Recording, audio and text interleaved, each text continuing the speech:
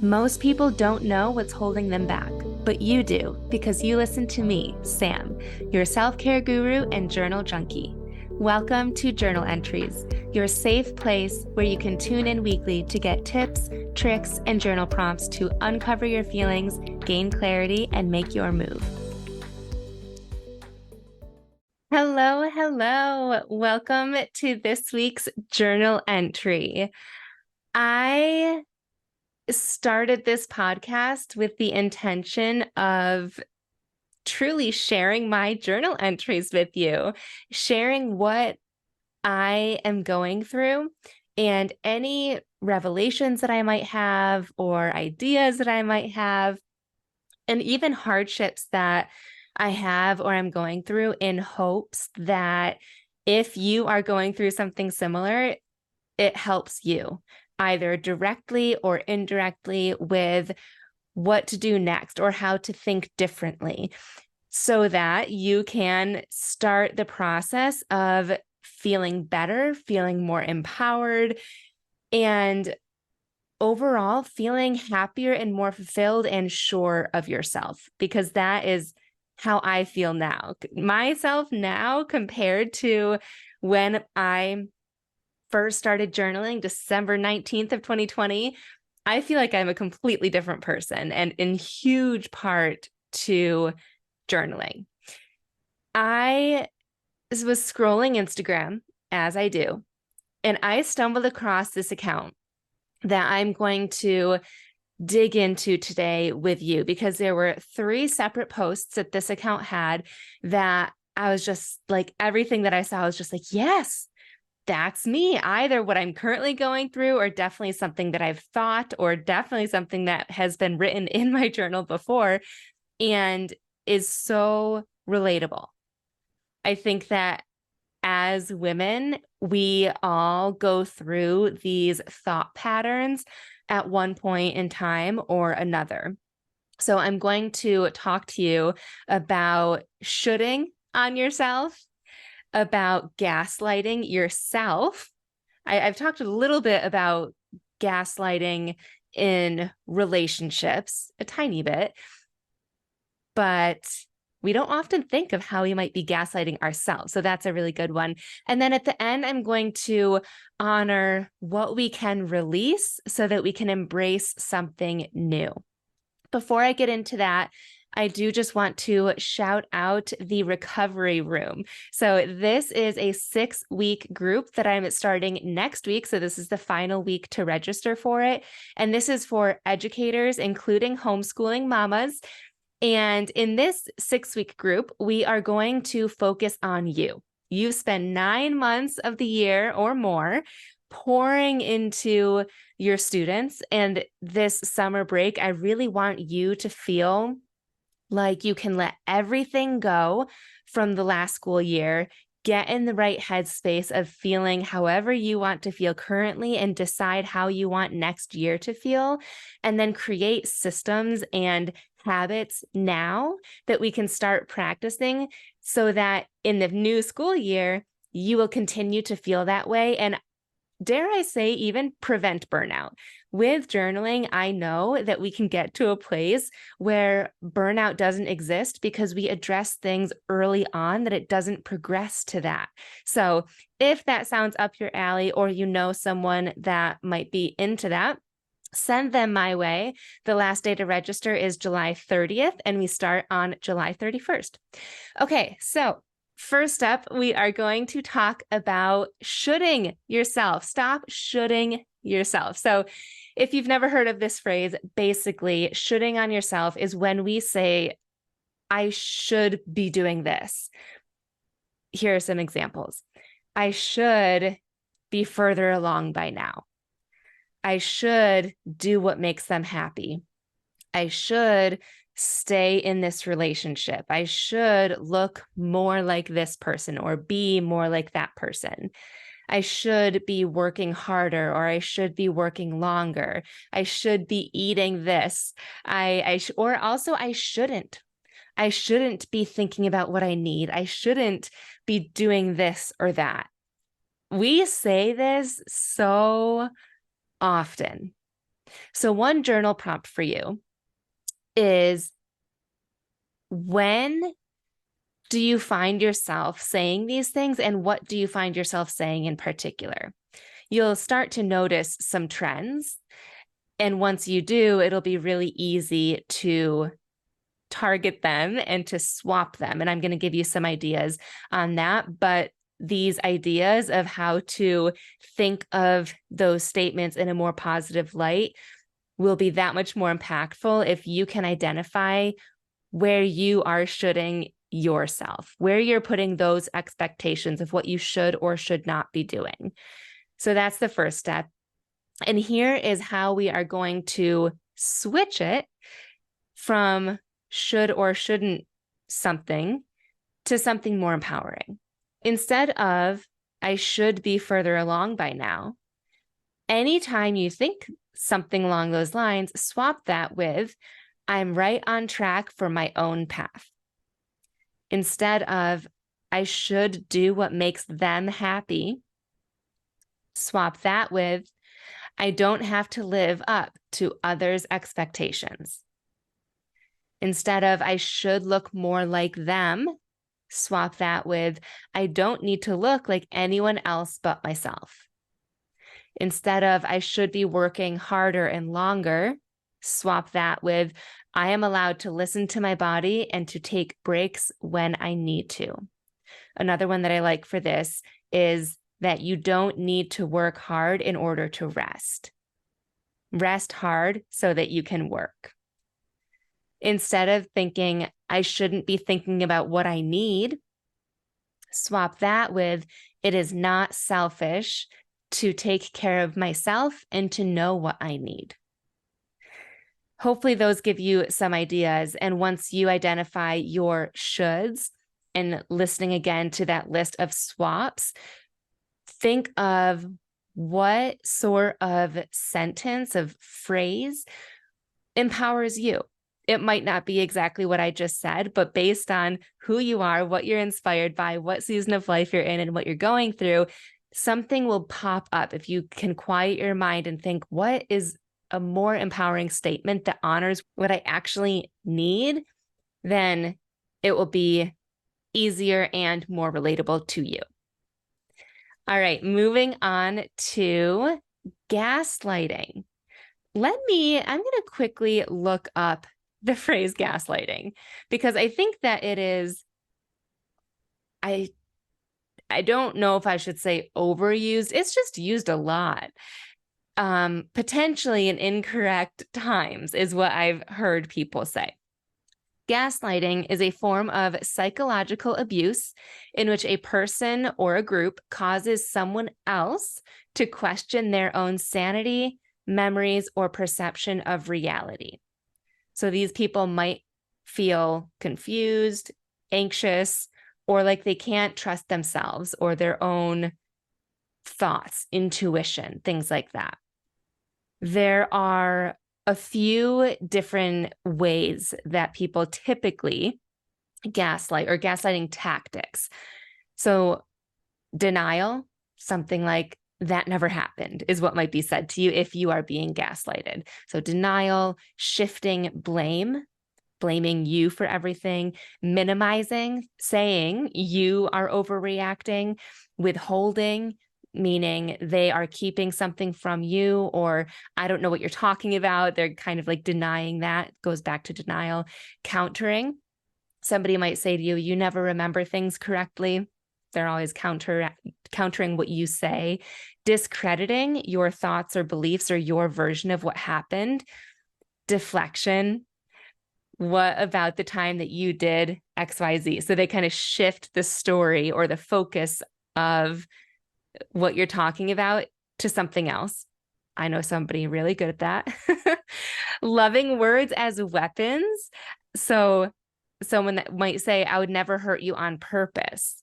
That seems sweet potentially, but that could be a form of gaslighting, because again, it's discrediting that they actually did hurt you. And last but not least, rewriting history. They might say something like, you yelled at me for no reason. So that's gaslighting in the typical sense that we hear it and that we see it. However, we gaslight ourselves all the time. Oh, well, maybe not all the time. I used to do it all the time. Gaslighting ourselves looks like we are doing those things to ourselves. We are denying ourselves. We are shifting blame to ourselves. We are saying, oh, that's my fault. We are minimizing our experiences. We are deflecting. So there might be a big thing happen in our lives, and we are just choosing not to think about that. We're thinking about something else, deflecting.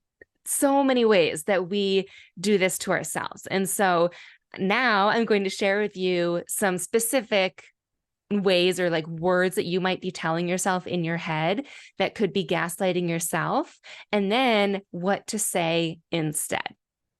Okay, so first, gaslighting yourself could look like you thinking or saying, maybe this is all in my head.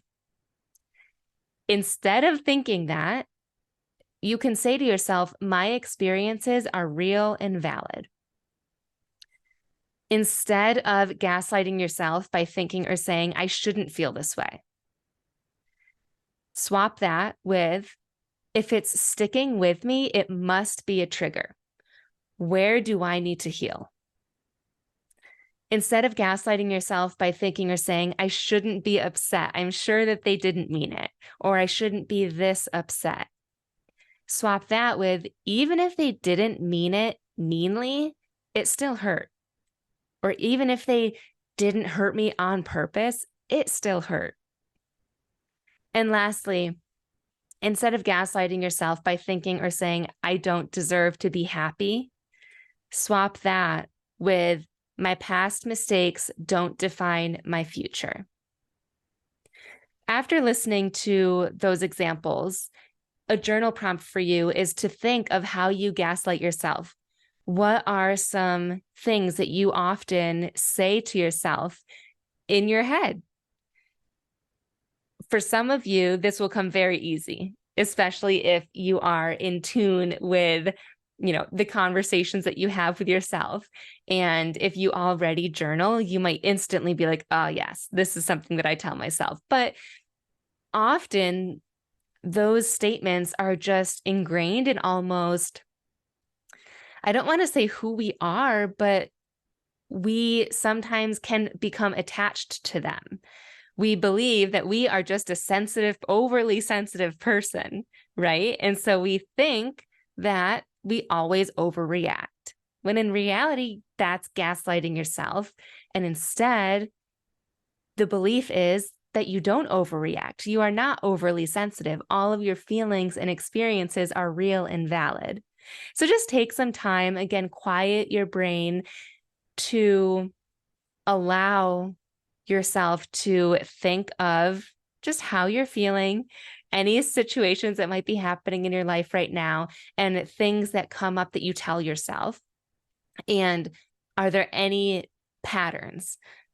Maybe when you hang out with a certain group of people or a certain person, you always tend to think similar things before you meet up with them, or when you're with them, or when you get home from hanging out with them. So that might be another good way to try and hone in on the thoughts that you're thinking, is picture yourself in different settings. And the other journal prompt that was already within that is, where do I need to heal? If it's sticking with me, it must be a trigger. So where do I need to heal? If you want to take it one step further, how can I do that? That might sound really big, but is there any sort of action step that you can take? Can you have a certain conversation? Can you make an idea list? Can you try something new? If you need help with getting to a point in your journal entry of taking action, click on the link in my show notes for the breakthrough blueprint. It's totally free, and it's how I guide myself through these big emotions so that I don't just sit in the emotion. I'm able to actually take action and work my way through it and feel better by the end. All right. The last thing that I wanted to share with you is what we can release so that we can embrace something new. These things that I'm going to share that we can release are some thoughts, but also ideas that we can cling to.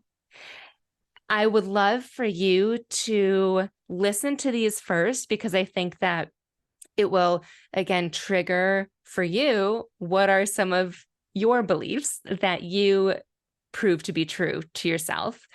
And then it'll be easier to swap them. So here are some things that we can release: the need to perform, trying to keep the peace, expectations from others, and emotions in the form of tears, sobs, etc. Hopefully that list gets you to start to think of what are some like weights that you carry metaphorically. What are those things that you feel deeply ingrained in you that aren't necessarily serving you? A common journal entry that I feel like I've mentioned a few times is, what can I release that is not serving me? And this is one of the ways that you can approach it, is what are those beliefs that you are just carrying, like the expectation that you need to keep the peace within your family or your friend group or the world, like everyone that you interact with, you need to make sure that they are happy. I'm raising my hand. That is me. that was me. That's how and who I was and how I reacted in the world, and all of my conversations and friendships and relationships for many, many, many years. So think of that. And then when we release those things, it's nice to have a mantra, because you're not just going to be like, oh, I don't have to keep the peace. Okay, cool. That's solved. I'm fine with somebody being upset at me, or I'm fine with somebody being unhappy. It truly takes time to be able to adopt this new mindset and experience that by not keeping the peace, for example, nothing bad happens. The world doesn't end. And when you experience that, that's when we chip away at that deeply ingrained belief that we are the peacekeepers. Just using that as an example. So I can release the need to perform so that I can embrace genuine acceptance, especially self-acceptance. I release trying to keep the peace so that I can embrace the healing that comes after moving through the storm.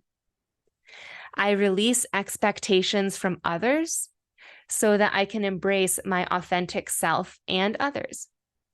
I release emotions in the form of tears, sobs, etc., so that I can embrace the full range of emotions and move through them.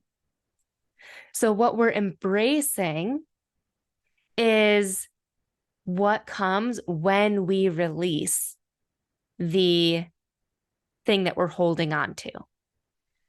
And again, when we start to experience that, even though it might not feel good all of the time, like that last example of I can release emotions in the form of sobbing so that I can embrace the full range of emotions, that's going to cause you to feel the full range of emotions deeply. But when you do, you move through them.